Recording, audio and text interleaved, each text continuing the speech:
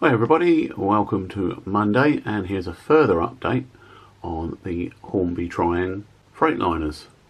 As you know, I did a video where I showed how I upgraded the wheels and dealt with the faded paint, and I mentioned that my good friend Paul was going to 3D print me some headstocks for the buffers, because each set of 5 vehicles had buffers on the outer ends.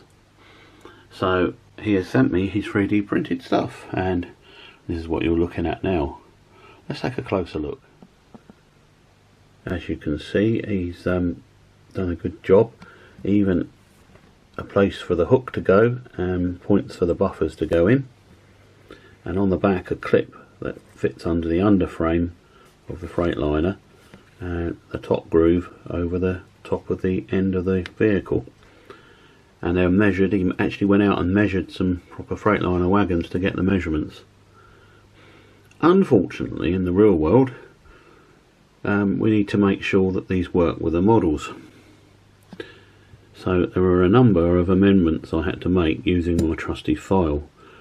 The width, top to bottom, was originally 8.3mm, but I had to reduce that to 7.3, taking it off the bottom. Otherwise it fouled the couplings, and for the bigger couplings it still prevents them working automatically, but it's easy enough to put them together. But the finer, more modern couplings will just go on anyway, no problem at all. And another change was the little clip that goes on under the underframe. As supplied by Paul, it was 1.4mm, and I had to reduce that to 1.3, taking all of it off the top edge. And I also thinned down the thickness of the skirt, or the bottom part, again to clear the coupling.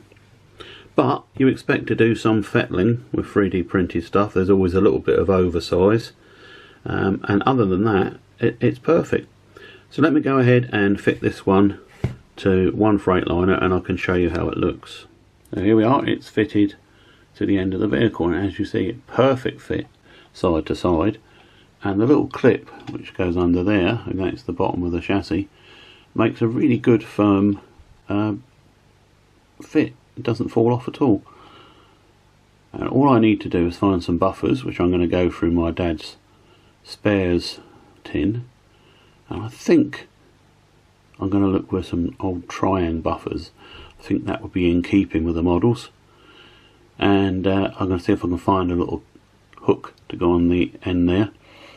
And then of course I've got to paint them to make them, well, probably something like that blue there if I possibly can. But we have them and they're ready to go. But I'm not finished with the upgrades there. I obtained a set of these, because very prominently on the Freightliner vehicles is a handbrake wheel. Opposite ends of the vehicle to each other, one each side, and conveniently, if you can see there is a little lug that hangs down, which may be modelled to be the wheel, the handbrake location, but it also seems to act as a bogey stop the bogey from going too far. I think that will be the perfect place to fit one of these little wheels. So there we are, quite a bit to do. Well, let's crack on, dealing first with the buffers. Now, whilst I get on with these jobs, I'll leave you with a view of the 3D printer actually printing a couple of these buffer stocks up. Paul very kindly filmed it for me. I'll speed it up because otherwise it's an 18-minute process, but it's absolutely fascinating to watch how the machine builds up the image, which is what it is. It's printing an image. So I thought you might appreciate that. So here's some music, and here's the 3D printing in action.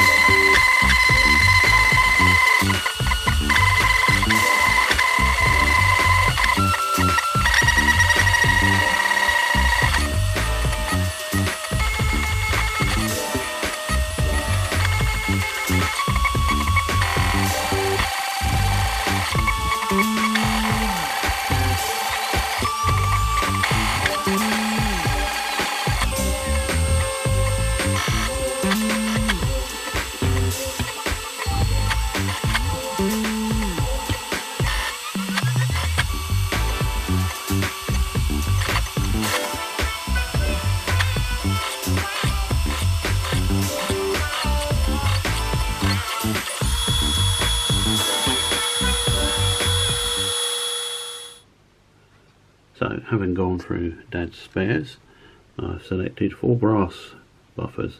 I need the pins cut off to make sure there's clearance, but they look just right.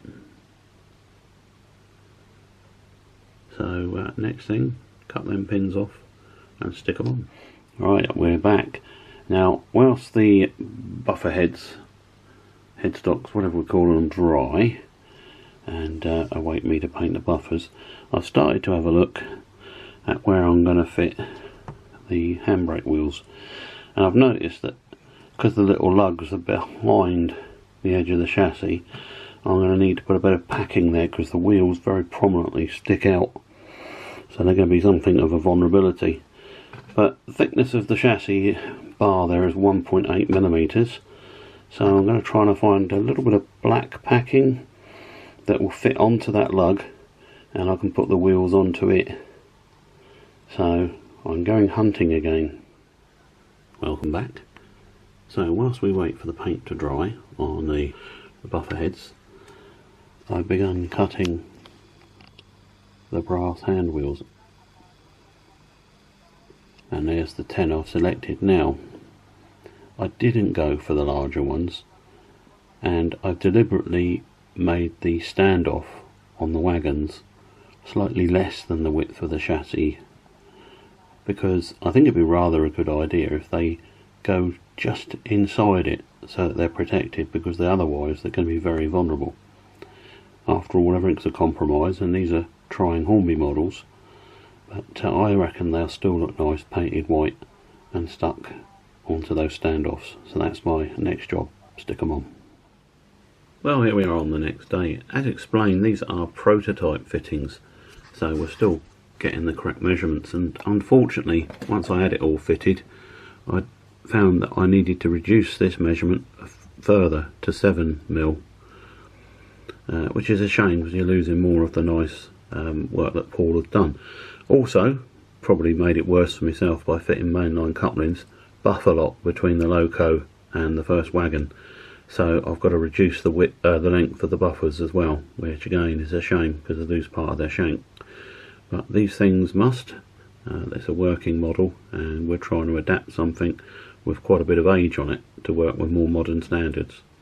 Anyway, let's press on and see how we get on. So the revised buffer beam is back on, and despite taking off even more off the bottom, it was still necessary to clip the bridge of the coupling, the mainline coupling, so that it can work properly. But it does now, and there is no longer any buffer lock between the loco and Freightliner. It's in place without any glue at the moment. I may not need to add any because it's such a good fit with Paul's clip-on design that may not need to glue it even. So there we have it, all the upgrades in one place. There's the parking brake wheel, yes, smaller and underneath the chassis, but that's to protect it.